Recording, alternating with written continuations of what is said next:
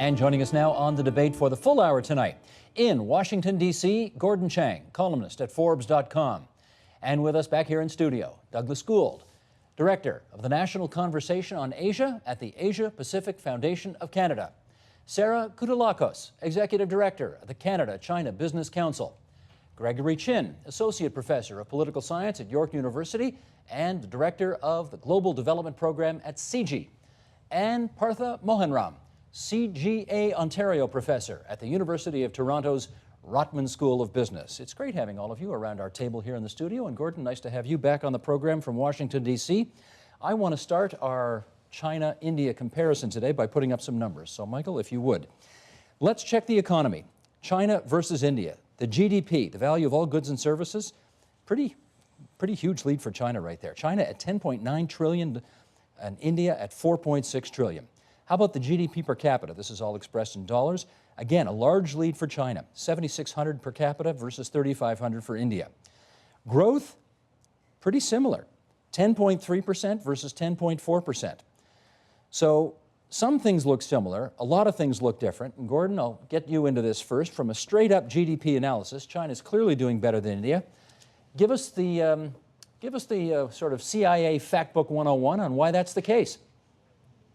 Well, China started its reform program at the end of 1978 and India in the beginning of the 1990s. So basically, India has a long way to catch up. So I think that's part of it. But, you know, part of the problem for China, though, is that it has overstimulated its economy to avoid the effects of the 2008 downturn, created a lot of GDP in 2009 and 2010. But the real problem is they've now got inflation, they've got a property bubble, and growth is actually slowing. So I'd rather be in India. Well, that leads to the next question. Douglas, you know, the Chinese have had 10% plus years of growth for many years in a row. Do you think India wants that too? Well, India pretty well has had good growth, certainly since the mid-1980s, around the 6% level. In recent years, they've been 8 or 9 or 10%. I think if you look at most of the metrics, if you also look at human development metrics, literacy and so on, China's way ahead. India has 600 million impoverished people, so they've got a lot of problems, but the future looks pretty good for India, I think. When we hear, though, Partha, about the troubles that also come with Chinese growth, that booming growth, do you think India wants that much growth, knowing that there can also be difficulties associated with it? I think the point Gordon made about India starting 13 or 14 years after China is very, very valid. So I think India has a few more years of pretty high growth before any of those problems sort of manifest themselves. So, you know, the reason why those numbers, China being two times ahead of India, are a little deceptive, because if you take 15 years of 7 or 8% growth, that will essentially double your economy. So I think India has the capability to sort of grow rapidly for a number of years before the sort of structural problems associated with rapid growth sort of manifest themselves. And I think a couple of things which India has sort of going in its favor, which we'll probably discuss later on, is the sort of the demographics of the Indian population, right? The two demos, right? The demographics and democracy, right? I think are the two things which are going to allow India to sort of allow its growth to sustain itself over the next like 10 or 15 years. Okay. The Chinese head start, do you give that is that the explanation as far as you're concerned for why China's so far ahead? Well, I think the head start is the biggest part of it, but certainly one of the demos and the systems that are supporting the growth give China a bit of a lead sometimes. It can often react faster to issues in its economy and can push forward growth in a way that sometimes the Indian government can't. You want to give an example of that?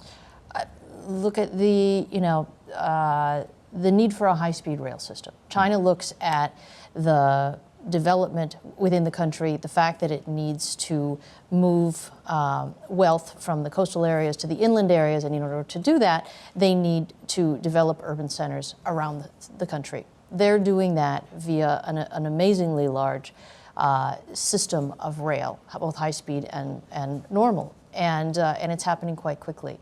In order to build all of that, you need permitting and permissions and all of these things that in a country like India, although I'm not an India expert, it doesn't have the ability to necessarily push all of that through, well, whereas Gregory, in China you do. Let's put it this way. Sometimes it's very convenient to be an authoritarian government. Can we say that?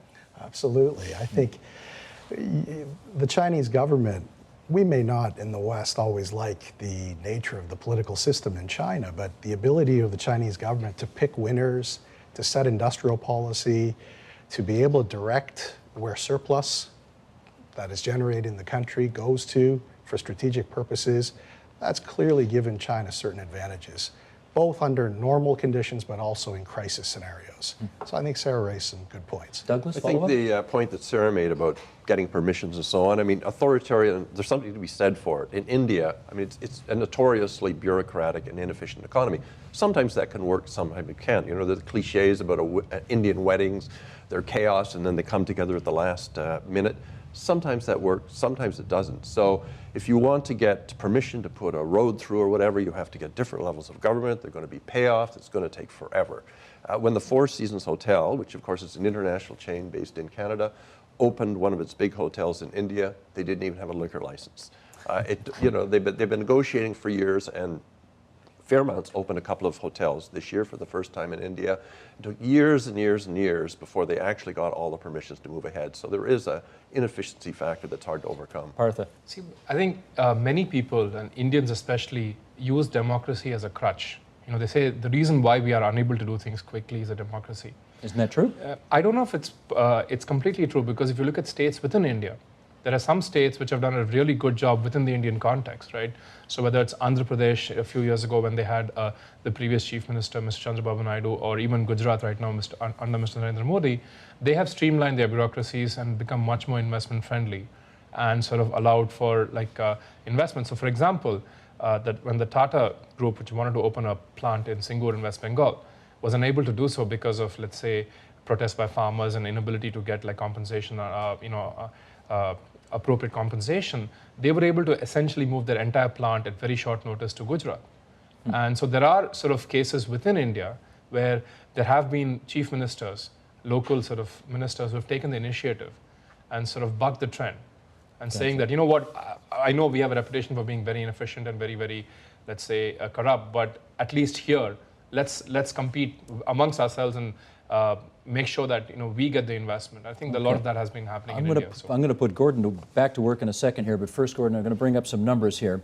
We talked about the size of the two economies, and now I want to talk about the nature of the two economies. So if we can, next graphic, please, Michael. This is the structure of employment in China and India. They're in some respects mirror opposites of one another. Agriculture in China accounts for less than 10% of the total, whereas in India it's more than half. Industry in China, conversely, is about half, whereas in India only 14%. If you look at the service-based economy, the Chinese are still ahead, but you see the Indians are catching up quite significantly.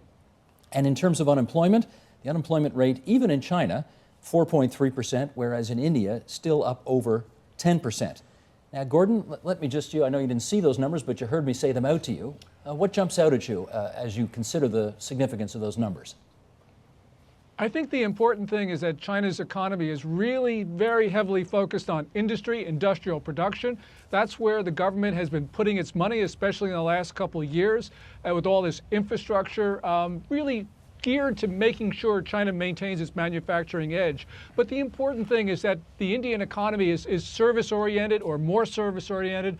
That's really important because that's where the growth is. That's where China should be going. And I think the problem for China is that this demographic problem, its workforce is going to start to level off in 2013 to 2016, depending which demographer you talk to. That's going to make it very hard for China to continue its growth because its demographic dividend is just about over, and they're going to have some real problems there. Sarah. One thing that stands out for me from those statistics is that if you look at productivity numbers in China, the productivity of workers in both manufacturing and services is significantly higher than those in agriculture. So I'm not surprised to see this number be smaller. And if you look at the urbanization that has taken place over the last 30 years and that will continue, I think that speaks to one of China's strengths. Now, they're going to have to continue to push that productivity and to push more into services to continue the growth. Douglas. Right, if you look, I mean, the phrase that's always used on manufacturing in China is workshop of the world. They're trying to get away from that. They're trying to become less export driven, more consumption oriented. If you look at the numbers for agriculture, that's the 600 million impoverished people I mentioned. Generally speaking, the poverty is in the rural areas. And if you look at services, as Gordon mentioned, that's really the growth area. That's IT, that's architecture firms, lawyers, professional people. I think that's what the real strength of India is in the future. They still have, though, that problem of that 600 million people. We've not seen the migration you've seen in China towards the coast happen in India yet. Well, the follow-up, Partha, for that is, can a country that is more than 50% dependent on agriculture as a percentage of its economy continue to have growth rates that will, you know, ameliorate that 600 million people in poverty issue? I think that the way to look at this is not to look at agriculture and industry as two different things. I think the big thing for India has to be sort of agribusiness going forward. In India has a huge agricultural sector in terms of number of people, but in terms of share of GDP, it's extremely low. It's partly because many of these people are subsistence farmers, and many of them are sort of getting very, very low price for their produce. So the big investment going on right now is to ensure that many of these people, have opportunities for growth in their rural setting, because many of India's infrastructural problem also happens because of large-scale migration. While we haven't had the migration of the scale of China, certainly if you've gone to a city like Mumbai, you'll see that people are, I don't know what the number is, 100,000 people arrive in Mumbai every day, or it's a pretty, may not be that high, but it's a very, very high number. And the cities are literally sort of creaking with all these people coming in. So if what India needs is much more of sort of in situ development. So if you can get industry in the rural areas, and if the industry ideally is linked to agriculture, that's a way for India to sort of both lift these people out of poverty and also have more inclusive growth across different parts of the country. Right. Let me pull one number out of this then and go to Gregory on this. China, I guess you could say, has taken the more traditional approach, which is to try to develop its manufacturing sector, and we know how they've taken over much of the world in that regard.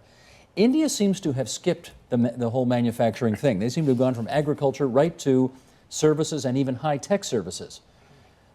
Is there anything significant in the different approaches that these two countries have taken? Well, I think that this is where we can see some of the comparative advantages, perhaps, of India in its ability to create an environment for innovation. And I think that's where the political system in India probably does contribute to the room for innovation, for creative thinking. I think in China, let's say innovation perhaps is more stifled. It's more state-directed. There's a lot of money behind it, but I think this is where, in the case of India, that ability to innovate, it is very important. I think the other thing, too, is there may be something deeper in the two cultures, China and India. I think this is where the Indians have, I would say, a strong rhetorical kind of oratory skill in their culture that perhaps is not as well developed in the Chinese case. Gordon, you want to come back on any of that? Yeah, I think one of the important things about agriculture is that, China was able to sort of start its reforms on the farm, and that sort of permitted people to then leave because agriculture became more efficient, and then they left to the cities where then the industries could start. So, because India still has a lot of people on the farms, that means there's a lot of potential for growth. And when it comes to India skipping manufacturing, I think that's really important, because this is where, you have in China a leveling off of the workforce. In services, you need people. That's a real problem for China. And I think the one-child policy is now going to come back and bite the economy really, really hard here. We're going to pursue that a little bit more detail a little later in the program. Let's hear Douglas and then Partha on this. I was just going to say some of this change in rural India is going to come through technology. One of the numbers, the only number I give when I give speeches on India, people don't want to hear too much about GDP and so on, is, I ask people how many new cell phone subscribers per month are there in India on average in recent months? And everyone guesses 1 million, 2 million, 5 million, whatever. And I know the number, I think last month was 20 million, and the number for January is 23 million new cell phone subscribers. So who are getting these cell phones? Well, first of all, they're getting them a penny a minute or whatever, and a lot of it goes to impoverished and probably illiterate people in rural areas, and they get prices on them, they get crop reports. It's a real function. The other thing that is going to change, and I heard the IT assistant to the Prime Minister of India say this in Gujarat in January, this past January, that because of corruption, a lot of impoverished people, particularly rural people, don't get their social benefits. So they're now setting up a way whereby they're going to get their benefits downloaded to them directly through their smartphone. So That's technology progress. could make a big difference and jump generations of earlier technology. That is progress. Yeah. Okay. I'd like to respond to 2 points. Firstly, about India skipping manufacturing. I don't think that's entirely accurate. India has kind of skipped the low end of manufacturing completely. But if you look at things like automobiles and stuff, almost every large automobile company has a plant in India. Largely because the domestic demand is big enough. But for example, Hyundai has set up its largest small car plant in Sriperumbudur outside of Chennai in south of India, which has sort of become like the mini Detroit of South Asia. Now, just adding to the point which was just made, the most fascinating thing happening from a technology perspective in India right now is the National Unique ID project, which is spearheaded by Mr. Nanda Nilekani. Take 20 seconds and tell us what that is. Basically, it's an attempt to get every Indian a unique ID. Something like a social insurance number or social security number. And what this will do is this will allow to build a whole layer of services where you can ensure that, whether it's a social security or sort of unemployment benefits, subsidized rations, it gets to the people whom it's supposed to get to without leakages. What percentage of the population do you think today doesn't have any kind of ID card? Oh, it's probably more than 90%. More than 90? I'm pretty sure.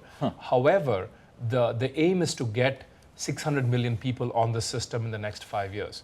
So they're trying to get something like a million people to sign on a day. That's because 600 people in the next 2 years, and eventually 1 billion people in the next 5 years. Incredible. So they've set up a system in place already. And right now they're at 200,000 people a day, but eventually they're going to get to 1 million people a day.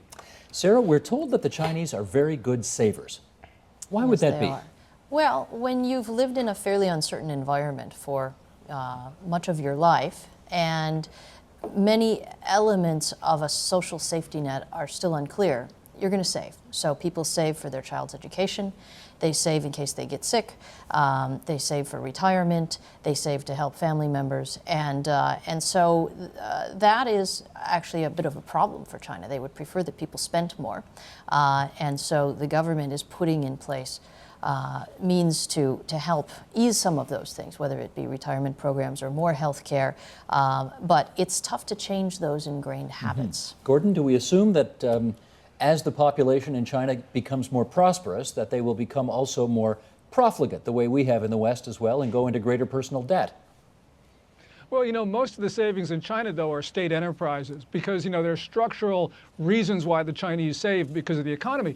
The problem about consumption, though, is that, Chinese leaders always talk about increasing domestic consumption, but consumption's role in the economy has been dropping from an historical average in the People's Republic of 60% to under 34% today. And it's been going down in the last 3 or 4 years in a very fast manner. So this is a problem because, low consumption is the result of China's growth model, not some sort of remediable feature. And until Beijing actually changes that model, we're not going to see a lot of consumption increase in China. Douglas, we often do hear that the Chinese as a domestic market are not as good as they ought to be or could be. Can you say the same thing for India? Well, India's quite lucky because, as I mentioned, it's not really an export-led economy. They produce a lot of their own things. They don't export so much. They're not quite as reliant upon resources as importing resources, cement and oil and everything else that China does. So I think from that point of view, India's doing pretty well. Okay, let's do, we're going to do, what were those, the two demos we had? Demography and democracy? We'll get to democracy. Let's do demography right now. And Michael, if you would, let's bring up the next chart on that. Demography in China and India. The population of China, these are numbers I think the world is raising their eyebrows to. Trending up to 1.4 billion people in China, over 1 billion people in India. The median age of men in China is 35, but look at India at almost 10 years younger, 26. The median age of women in China is 36. The median age of women in India is 27. This is a much younger country, India is.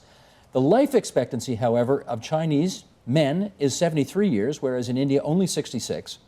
The life expectancy of women in China, a little higher than men, 77, and in India, 68. Okay, let's go around the metaphorical table on this one. Gregory, what jumps out at you in that? Well, obviously China is facing the challenge of an aging population. And in the next 20 to 30 years, there's going to be a lot of pressure on the working population, the working segment, to help deal with the aging population. For a second, if I could bring back the discussion, if you wouldn't mind, Steve, to this question of growth in Asia, right, and high savings. China, I'm not exactly sure which statistics Gordon's working from, but China's China's actually, there's been major increases in consumption in China in the last 10 years, 5 years especially. My sense is for Asia, the bigger challenge is not just the increased consumption, because that increase in consumption may actually further drive the gap between rich and poor in Asia. And so many Asian countries, including China and India, I think the real challenge is inclusive growth and sustainable growth for the future, where part of that surplus is channeled back into social spending, social welfare, infrastructure. China's already doing well, and India's doing. But I think, and this is wrapped up with this question, though, of dealing with an aging population. Unless you have the social welfare systems, pension systems, to deal with this aging population, then China's going to face some serious challenges. Let me get Gordon on that. Gordon, clearly India is a much younger country, but people are also dying earlier in India as well. When you see these numbers, Well, go ahead. Yes, Yeah. interpret them if you would. Yeah, I think the important thing is that demographers say that India's population will peak more than 2 decades after China, at which time there'll be 350 million more Indians, and it will remain a younger country. And I think that is really the most important statistic that we have on these two countries, largely because it really limits what China can do. And so essentially when you're dealing with this aging population, the country's going to start to shrink. GDP probably will eventually go down because of that. And they've got to pay for all of these elderly folks. So you've got a real problem with China's demographic profile. And largely it's government created because of the one-child policy. So when you look at these two things, it really shows that India in the long term is really going to prosper because it has the demographic base in order to do so. Sarah. Yeah, and Gordon's got a good point. I think the statistic that the UN has put out is that China will lose 400 million people in the next 20 years. And they've been so successful with the one-child policy and in keeping the population where they want it, that now they're going to have to deal with this big boom in the elderly population. And as they try to get younger people now to have more children, many of them don't want to. If you live in a city, it's awfully expensive to have even one child. Lifestyles have changed, and so it is a problem that they're going to face. Is it a significant issue that the generation coming up underneath the older generation won't be big enough, might not be prosperous in order to sustain the pensions and so on, the benefits that the older generation expects? It is a problem, and I haven't seen a lot of answers to how they're going to solve it. Certainly from a business perspective, we see it as an opportunity for business growth in healthcare services and things like that. But I haven't seen any great solutions proposed at this point. Who would have thought a one-child policy in a country of almost 1.5 billion people would turn out to be a bad thing? Yeah. It's interesting, eh? Okay, Douglas. There's an author named Ted Fishman who wrote a book called, big international bestseller, called China Inc. He's written a book more recently called Shock of Grey. In fact, he was just in Toronto this weekend. And his chapter on China is entitled, Will China Grow Old Before It Grows Rich? And talks about this very phenomenon, saying there's 167 million Chinese at the moment over 65. It's going to be 400 million by 2050. So you've got to look at the dependency ratio. The other thing he looks at, which is quite interesting, is the one-child policy. What does that do to family dynamics? We were talking about the importance of the family in China. How is that going to change when you've got grandparents paying so much attention to the one grandchild they may or may not have? In the case of India, with such a young age, it's both an opportunity and a problem. The opportunity is young people tend to be risk takers, they're more tech savvy, they're putting money into the system rather than taking it out. The downside is, if you look at the numbers, I don't have the exact numbers, but the number of jobs that are going to need to be created in India, and we already saw the problematic unemployment rate over the next 5 years, is not in the millions, it's in the tens of millions. So where are all these jobs going to come from? And finally, there's a problem with educating them, and I think we're going to talk about this later. Apart from the top tier, the education system in India is not nearly as good as it is in China. Parthy. Actually, you just stole many of my points. It's very interesting, but I'd like to talk about the dependency ratio and tie it into the sort of thing about savings and demand. I think this is going to be one source of strength, at least in the next few years, in the sense that because of India's smaller dependency ratio, the fact that you have people in the 20 to 50 age group, and they're not supporting a whole bunch of elderly generation above them as well as children below them, what that means is this generation is far more likely to spend. So India has the same problem China has in the sense that we are very thrifty people. We save a lot of money, which means we don't spend, which means that it's tough to get a sort of demand-driven growth in the economy, but that's changing. The younger generation is far more likely to spend, far more likely to buy let's say, high-end stuff and just spend on themselves. And the sort of lower dependency ratio allows them to do that, which means that there will be some sort of demand-driven growth in the economy. But the points which are just made about the need to create employment and the need to improve education. India has fantastic elite institutions like the IITs and the IIMs and stuff. I think where we've probably failed is in the depth of institutions and especially in primary education, and that has to be the big challenge going forward. Gregory, I know you are not a sociologist, you're a political scientist, but one does wonder what is going to happen in China when you've got all of these single children all over the country and grandparents dying to spoil them. You know, is something in the mindset of the Chinese going to change, do you suspect, because of this? Absolutely. The long-term effects of the one-child policy is that there are real rising expectations. The Chinese government now is faced with a whole generation of younger people who've been spoiled and who basically get whatever they want. And so there's a real challenge. You know, it's not just moving from slow trains to bullet trains in China. You know, it's broader than that, but that's also part of the mix. So, yeah. Sarah? We see it in issues of staffing in China. The younger generation, people in their mid-20s, say, that are working for our offices as well as other companies, have a very different mentality than young people would have 10 years ago. Much more demanding, definitely have grown up in a different environment, being coddled as little emperors, as they're called. And that will have an effect in the future. Gordon, let me get you to react to the next chart that I want to put up, and that is on the issue of education. Douglas referred to it a second ago. We're going to get to it now. Adult literacy in China is over 90%. In India, barely over 60%. It's pretty clear India's got a long way to go in terms of its literacy. This presumably provides for a massive advantage of China over India in this department, does it not? Over the long term, there's more potential, of course, because you're starting at a lower base. The real problem for Chinese education is that, you know, you still have this heavy overlay of the Communist Party. And so you've now got a reintroduction of Marxist instruction, not only at lower levels of the educational system, but also in the universities. So it's really become much more propaganda-driven, and that can never really be a good thing. So although the Chinese have spent enormous amounts of money, for instance, on universities, you know, there's a real limit what you can do in an authoritarian society. And that's why India, even at a very primary or more basic level, has a much more, you know, important service sector, much more innovative, as people have been talking about. And I think that this is really the critical difference when you get down to it. And it sort of stems from the political system.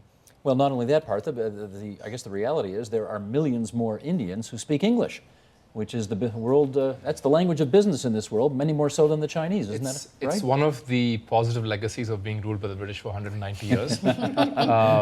Although I must add, you know, we're talking about India and China right now. Pre-industrial revolution, let's say pre the sort of colonialist, imperialist period, these are the two biggest economies in the world. India and China. China and India. It's always, through the history of the world, it's always been that way. It's funny. Neil Ferguson said at the Monk debate last Friday night at Thompson Hall, he said the 21st century is going to belong to China. And he said the reason that it will be this way is because every century, except the 19th and 20th, belonged to China.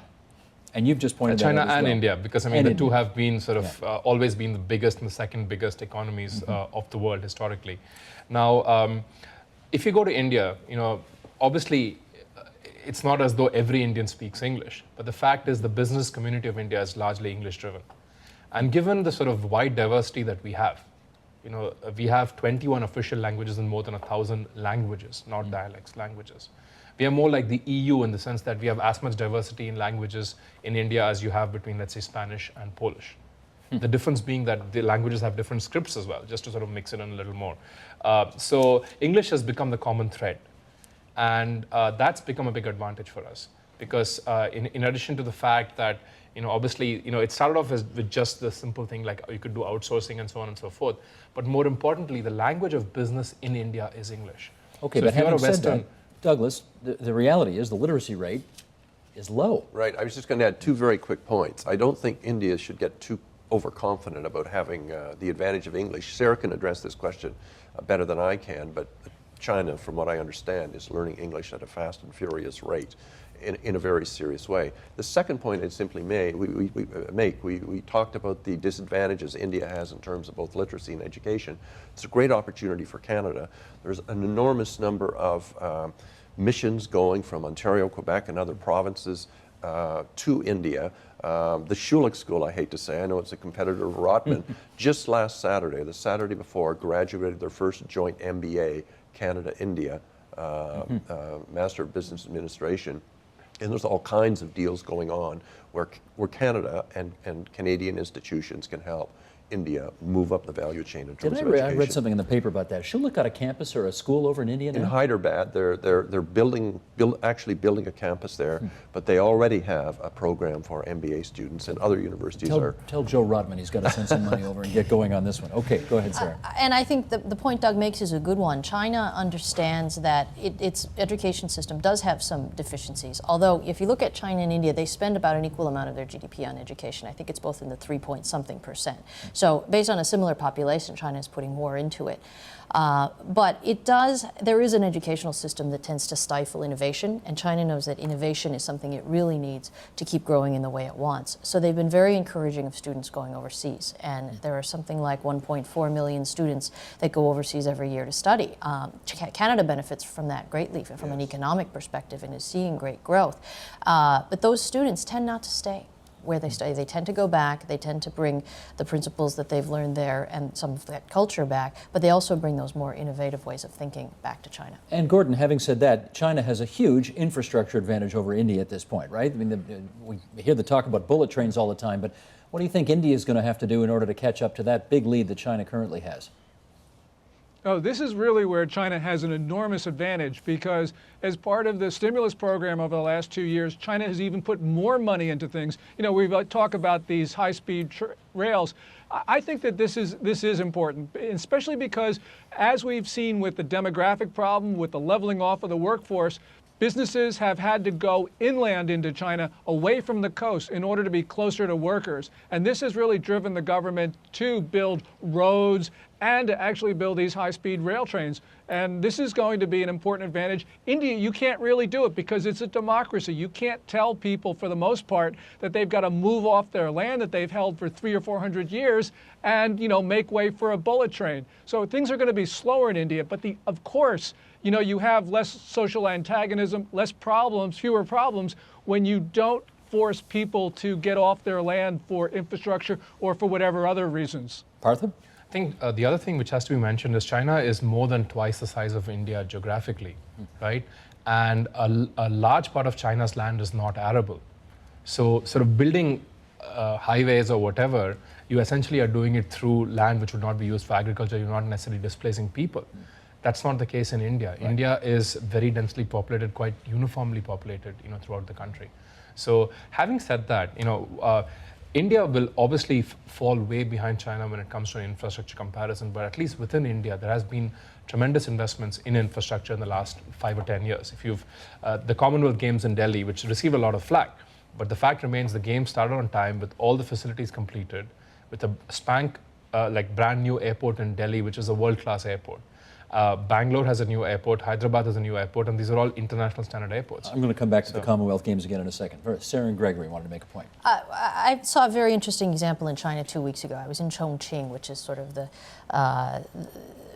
Western city that is the leading part of Western development. And in Chongqing, in just a few years, they've grown like crazy, and was looking at a scale model. Of course, China is the king of scale models. And the scale model of this city was showing a district that they've developed just recently that contains sort of all three elements we've just been talking about. There's a new microelectronics park where they have lured manufacturers like HP and Foxconn down from the south. There's a new education city that I don't even think it has anything yet, but there are 14 universities already in Chongqing, the city of 32 million people. And they're going to be moving education campuses into this area next to the microelectronics park, assumedly feeding engineers and others that will work there. And then there's the start of a railroad that goes from Chongqing all the way to Rotterdam, 13,000 kilometers through Kazakhstan, through Russia. And the whole point of that railroad is to move microelectronic products in a half to a third the time that it would move by ship and on a dry environment that can protect them better. Not much demand for it yet, but they're building the whole thing, the infrastructure and the capacity to fill it in a way that will help them grow that inland region. It's really fascinating. Greg. Very quickly, just to build on Partha's earlier point, my understanding is the last 3 years, China has actually invested 10 billion in infrastructure in India. Chinese engineering and construction companies. So the Indian infrastructure boom that's to come, China's actually been very involved at this bilateral level, something that's been overlooked in the West so far. Well, we had the Indian infrastructure minister on this program not too long ago. Very important. He came over here looking for money. And he said $1 trillion, right, in the next 10 years, India will put into infrastructure. And this is actually very interesting area of bilateral cooperation. Okay. I want to come back to the issue of the Commonwealth Games, because while you pointed to them as an example of started on time, got the airports done and all that, Douglas, is it not also true that there is an acceptance of, let's call it inefficiency in India in the way business is done? And that is a problem. Would you agree with that? I would agree with that. And if anyone's interested, there's a wonderful website called, if you're ready for this, ipaidabribe.com, which has these amazing little stories of someone who was stopped for a parking ticket or a parking infraction or whatever, and how they were forced to cough up 50 rupees or whatever. And what strikes you when you look at it is the pettiness of it and how small the sums are. And there's a subsection of the website that says, I didn't pay a bribe and walked off in a huff. I guess the question is, has India reached a tipping point? We've talked about the Commonwealth Games. They got a black eye for that. The 2G, the telecom spectrum scandal, $40 billion or whatever. And every time I meet someone with Indian origin or go to India, I say, you know, have we reached a tipping point yet?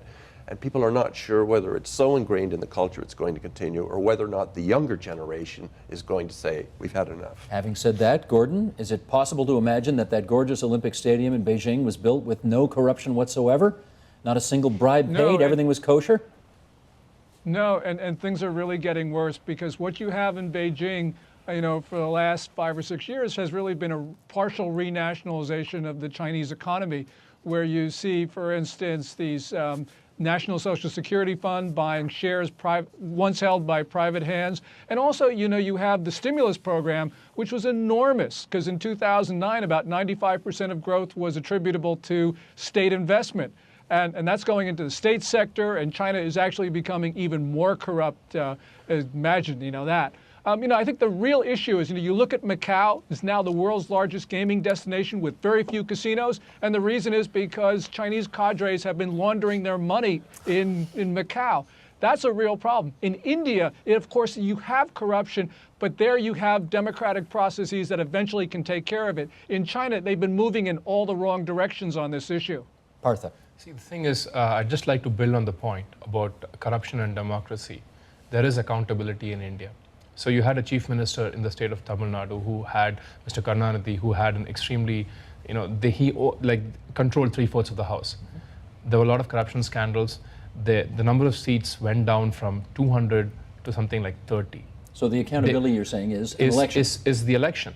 The other thing which is important in the sort of arena of corruption is you do have websites like ipaidabribe.com. Mm-hmm. It'll be difficult to foresee such a website existing in China. I think the fact that such a website exists, the fact that we have a free press, which means that all this dirty laundry actually gets out in the public, I think is a big advantage.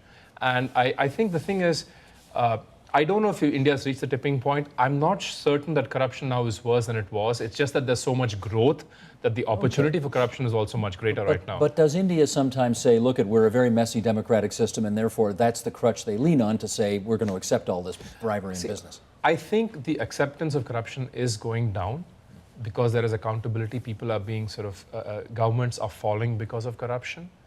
The current Congress government is probably going to face some consequence. They may not lose power, but they're certainly going to find in local elections the ill effects of the recent corruption scandals. But I certainly think there was a lot of protest right now over the move to get a corruption ombudsman and a corruption committee. And there was a public outcry as to the transparency of the process. So certainly there has been a lot of public let's say, non-acceptance of corruption. Well, let me go to Gordon on this one, because I think we do read, Gordon, in the paper from time to time that there are Chinese officials who are executed for taking bribes or for engaging in corrupt behavior. How much of that goes on? Well, yes, there is some of it, but you got to remember that these people are being imprisoned or punished not because of their crimes, but because they belong to the wrong faction and they lost political struggles. The real issue is going to be, when are Chinese officials going to be punished by independent prosecutors who have gone to court and gotten a conviction from an impartial jury or an impartial trier of fact? It's just not going to happen. So really what we have are people sort of being punished as show trials. And I don't think that really is an advance. When you look at India, you got a lot of problems in corruption, but that's because you've got too much state involvement in the economy. Really, as India liberalizes, we're going to see less and less corruption because there are going to be fewer and fewer structural reasons for corruption. You got to have two things. You got to have accountability and democracy. You got to have a free economy. India only has one of those. China has neither of them. Sarah, would you acknowledge habeas corpus is a long way away in China? I think so, and the extent of the corruption sometimes leaks out. So there was a report published in the paper just I think yesterday that showed how much money government officials have spirited out of China, and it appeared very briefly on the People's Bank of China website because it won an award. But it all of a sudden made light of how much money had escaped and was quickly taken down. Gregory. Yeah, I think Gordon is right in some ways about raising the issue of factional struggle, but I think the Communist Party, from my understanding of it, is very aware that it's in a life and death struggle with the issue of corruption, and that its future rides on its ability to deal with the corruption issue. That's the thing that's going to bring people out, and therefore there's a great incentive on the part of the party to deal with it. Whether they can deal with it without an independent media and all these other things is a valid question. We shall see. 10 minutes to go here. Let's finish up on, I guess, our last chapter, which we're calling Social Tension and Corruption. And once again, Michael, if you would, our last graphic of the program. Here's a Chinese-Indian comparison when it comes to urbanization. What percentage of the population in China do you think is urbanizing? That's 47% of the population. In India, it's only 30. Still, so much of Indian life is in rural India. How about the rate of urbanization? They're both practically identical, 2.3, 2.4%. There are, of course, tensions that come with this kind of urbanization, and let's, Gordon, start with you on this. How is China, do you think, dealing with all of the tensions around its attempts to urbanize? Well, one of the good things about what the party has been doing has been trying to urbanize China. But, the real problem is that it's not willing to give migrants the right to live in cities, the hukou, the residency permit. And therefore, we've seen these enormous protests, including the one just a couple weeks ago in Guangdong province, where you have a city, Fengcheng, which is the blue jeans capital of the world. Half the people in the city are migrants, 400,000 out of 800,000. You had 3 days of pitched battles. These weren't just protests. This was like a minor insurrection. And so you can see that especially China is on the boil these days with the number of protests going up. And in the last 3.5 to 4 weeks, there have been all of these major disturbances in cities across China. This is not a good sign for the Communist Party. Sarah, dealing with the problems of urbanization, how are the Chinese doing? Well, I mean, they certainly, the government is very worried about the types of protests that Gordon brought up. And what it does is it makes them extra motivated to make sure they stay on the growth path, to make sure that the rate of growth is high enough that they meet the goals that are laid out in the 5-year plan, and that they essentially help to balance the increasingly shocking inequity between the rich and the poor. And certainly moving people off the farm and into urban areas is a way of helping them to get jobs that pay better and to increase their income. And by making sure that doesn't happen only in a few big urban areas, but by taking urban areas and growing them around the country, that's sort of their method of dealing with this. But they're very nervous about this tinderbox of protests that is increasing. Sure. Gregory? Yeah, I think China scholars. I attended an interesting workshop down in the U.S. a couple of months ago where there's some disconcerting signs that perhaps some of the reform process maybe either slowing down or even in some ways rolling back in some ways. I think most people felt that from about 10 years ago up until about 2006, China was on the right path as far as political reform, moving towards the rule of law. Not so sure anymore? Well, I think there's some troubling signs that have emerged, right? I still hope that China is moving in the right direction, but I think there are a number of things that have happened in the last 2 years that seem to give some worrying signs. For example?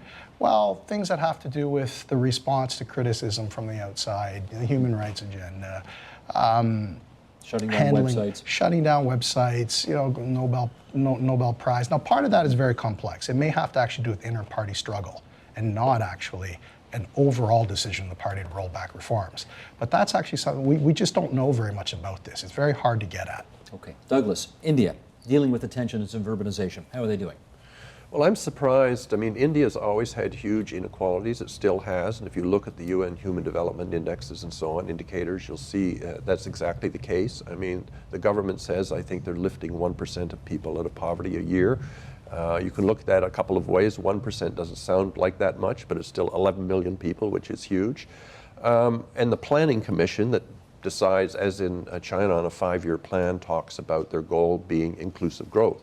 That having been said, there's still massive disparities, so I'm surprised there hasn't been more trouble. There, of course, are the Marxist Naxalites that run in a band along the kind of north-south corridor on the east side of the country that, blow trains up and so on. And Prime Minister Singh, I think, has said it's the biggest and most worrisome internal threat that India faces. But I wouldn't say India faces the same kind of social challenges in terms of protest that China does. Partha? I think the critical thing for India, and this has to do with inclusive growth and urbanization, is developing not just the big 5 or big 6 or big 7 cities, but getting growth to what are called the tier 2 and tier 3 cities right now. And there's certainly been a big move, not just by the government, but by the corporate sector as well, simply because of things like rising real estate costs and so on and so forth, that they're trying to set up software development centers in, let's say, smaller cities.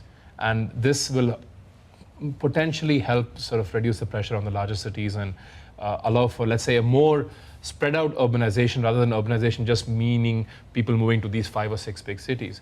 I think the point about the Naxalite movement in India is very, very important. This whole sort of central eastern band of India, what we call the traditional tribal areas where there's a lot of mineral wealth, but the wealth has not been shared with the people of that area. I think it's going to be very critical for India to ensure that the, let's say, level of disaffection in that region is lessened. Okay. And these people are brought into the political spectrum. We are down to our last few minutes here, and the last thing I want to ask all of you, and I want to make sure we get everybody in, so 30 seconds everybody each, and stick to your times. You've done excellently so far. We've put the numbers up. We've had the discussion.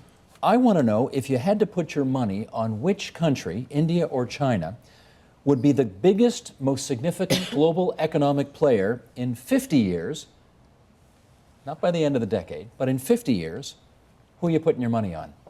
Gordon, get us started. I'm betting India because of demography. There's going to be 200 million more Indian workers than Chinese, 350 million more Indians overall. Demography may not be destiny, but it's creating a very high barrier for China, and it sort of limits what is possible for the Chinese. Gregory? I think China. I think part of this is the ability to deal with uncertainty. And I think we're moving into a shift in the global order and a change in the evolution, the way the global economy is organized. And I think there are certain advantages. That doesn't mean India's not going to grow. It will grow and grow very well. But I think China, whether we may or may not be comfortable with China, but there's certain advantages that China has to deal with uncertainty. Partha? I'm actually going to hedge and say India and China. And now, I think, Partha, I don't think that was one of the options. But anyway, the reason why I'm saying that is both countries face uncertainty. I think India faces a lot of short-term uncertainty, but I think China faces this very, very big long-term uncertainty as to how eventually, when people become economically rich, they start demanding rights. And I think how China deals with it is going to be very interesting. India, on the other hand, people have the rights and they're trying to give the economics to them, in the future. So it's a very interesting experiment, and the answer is who knows. That's why I'm basically hedging. So. Douglas. I think the Chinese government's basically said, we're going to give you prosperity, we're going to give you prosperity your parents couldn't imagine, and they've done that. And as long as they can continue to do that and the authoritarian system remains flexible enough, I think China, with their head start, will continue to do better than India. Another vote for China. Okay, Sarah, you get the last vote here. I think I would agree with Doug. Certainly, India does have it from a demographic perspective, but China has been very good over 30 years at saying what it's going to do and then doing it. And as long as it can keep that up and overcome some of the challenges of its aging population, I think it has an edge as well. Are any of you disappointed in the fact that you're picking the authoritarian communist state over the democracy? I didn't do that. No, I should say, you are the one who's picked India, Gordon. That is true. Okay, Gordon, you're okay on this one. And Partha, you picked both. Right. But I see some heads nodding at the table. Gregory, you're picking them, but you're not kind of thrilled to be picking them. Well, I think the West has to pick up its game. What does that mean? We have to think about how we want to work with China and India in the new world to shape rules in ways that we haven't done before. We've been used to being able to set the terrain on many things, and I think we have to think through how we're going to compete and cooperate in the future in new ways. Picking up our game is a good spot to end this. I want to thank everybody for participating in our discussion tonight, starting with Gordon Chang from Forbes.com in our studios in Washington, D.C. As always, Gordon, thanks for your participation on the program.